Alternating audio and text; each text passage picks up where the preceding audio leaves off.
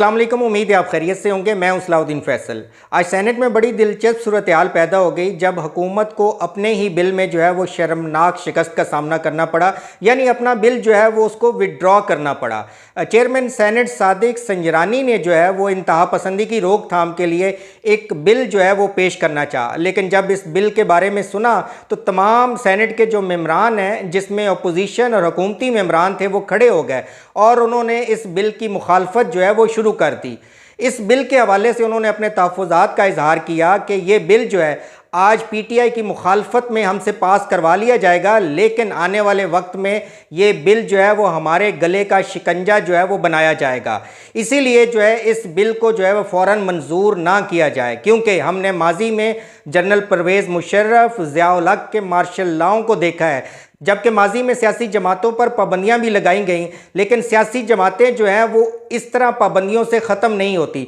तो लिहाजा इस बिल को जो है वो वापस लिया जाए, क्योंकि इस बिल के तहत अगर कोई इंतहा पसंदी में मुलव्विस होता है तो उसको 90 दिन से लेके 12 माह तक हिरासत में रखा जाएगा, जबकि इसके साथ जो है वो जुर्माना और सियासी जमात या मजहबी जमात पर पाबंदी जो है वो भी लगाई जा सकती है। तो ये एक बड़ा वसी जो है वो बिल था, जिसमें बड़ी वसी डेफिनेशन की गई थी और इस बिल की आड़ में मुस्तकबिल में किसी भी सियासी और मजहबी जमात पर पाबंदी लगाई जा सकती थी। अब बुनियादी तौर पर इस बिल का मकसद ये था कि पाकिस्तान तहरीक इंसाफ जो है अगर काबू में नहीं आती तो उस पर इस बिल के तहत जो है वो पाबंदी भी लगाई जा सकती है या इमरान खान को गिरफ्तार भी किया जा सकता है। अभी तक हुकूमत जो है वो पाकिस्तान तहरीक इंसाफ को तोड़ने में मुकम्मल तौर पे नाकाम रही। हालांकि पाकिस्तान तहरीक इंसाफ को तोड़कर मुख्तलिफ जमातें भी बनाई जाती रही हैं और इस वक्त पाकिस्तान तहरीक इंसाफ के जो मरकज़ी रहनुमा हैं, जो मुतहरक रहनुमा हैं, वो इस वक्त रूपोश हैं।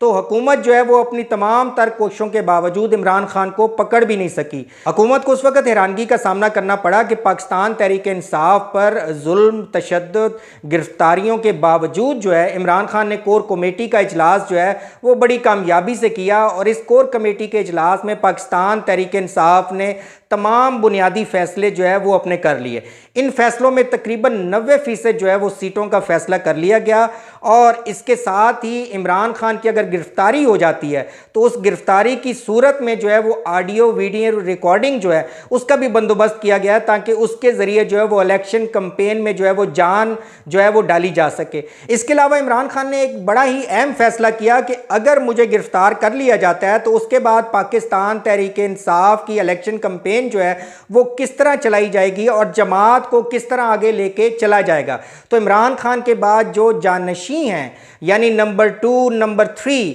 और मज़ीद अगर लोग गिरफ्तार हो जाते हैं तो उस सूरत में जो है वो अगला पीटीआई का कौन सा रहनुमा होगा जो जमात को लेके चलेगा, जमात के जो अहम फैसले हैं उनमें जमात की मामनत करेगा, क्योंकि इमरान खान बुनियादी फैसले जो है वो गिरफ्तारी से पहले करके चले जाएंगे। इसके अलावा इमरान खान ने फैसला किया है कि 14 अगस्त को जो है वो पीटीआई का पावर शो किया जाएगा और इस पावर शो को यौम तशक्कुर से मनाया जाएगा इस हुकूमत के ख़त्म होने के बाद। और इस पावर शो का एक मकसद ये भी है कि जो पाकिस्तान तहरीक इंसाफ के कारकुन हैं वो एक दफ़ा दोबारा मुतहर्रिक हो और जो हमारे अहम रहनुमा रूपोश हैं वो भी 14 अगस्त को जो है वो आहिस्ता आहिस्ता सामने आए, ताकि पार्टी को आने वाले इलेक्शन के लिए मुतहर्रिक किया जाए और आने वाले इलेक्शन में जो है वो अच्छे नताइज हासिल किए जाए। इमरान खान ने पार्टी को बताया कि जब मेरी हुकूमत बरसरे इक़्तिदार आई थी तो मेरी हुकूमत के क़याम के साथ ही साजिशें जो है वो शुरू हो गई थी और इमरान खान की इस बात की तस्दीक जो है वो ख्वाजा आसिफ ने अपने इंटरव्यू में कर दी है। ख्वाजा आसिफ ने बताया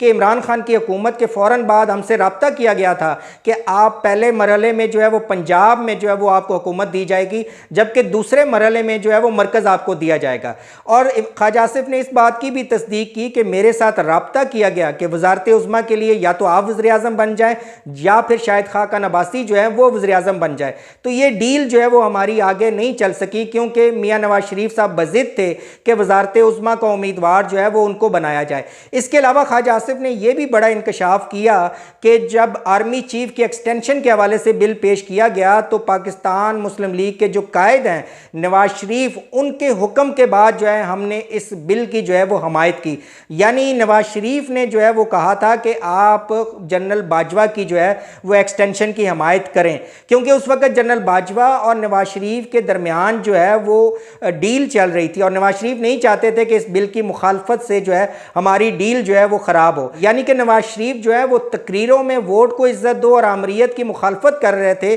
जबकि पसे पर्दा रहकर जो है वो जनरल बाजवा के साथ अपनी डील को मेच्योर करना चाह रहे थे। तो इससे इमरान खान के मौक़िफ़ की तस्दीक हुई कि उनकी हुकूमत के क़याम के साथ ही उनको गिराने की जो है कोशिशें शुरू हो गई थी। इसी वजह से जो है हमारी हुकूमत उस तरीके से परफॉर्म नहीं कर पाई जो कि एक मुंतखब ताकतवर हुकूमत जो है वो अवाम में अपनी कारकर्दगी का मुजाहरा करती है, क्योंकि हमारी हुकूमत जो एक इत्तेहादी हुकूमत थी, एक कमज़ोर हुकूमत थी और इन तमाम साजिशों के बावजूद जो है हमने जो है अपने तौर पर बेहतर कारकर्दगी का मुजाहरा किया। तो इस वक्त हुकूमत को चंद दिन ही ख़त्म होने में रह गए हैं। अब देखते हैं कि हुकूमत जो है और कौन से कवानीन जो हैं वो पास करवाते हैं जो कि आने वाले इलेक्शन में पाकिस्तान तहरीक इंसाफ के लिए मुश्किलात जो है वो पैदा कर सकें। इसके साथ ही मुझे इजाज़त दीजिए। अल्लाह हाफिज़।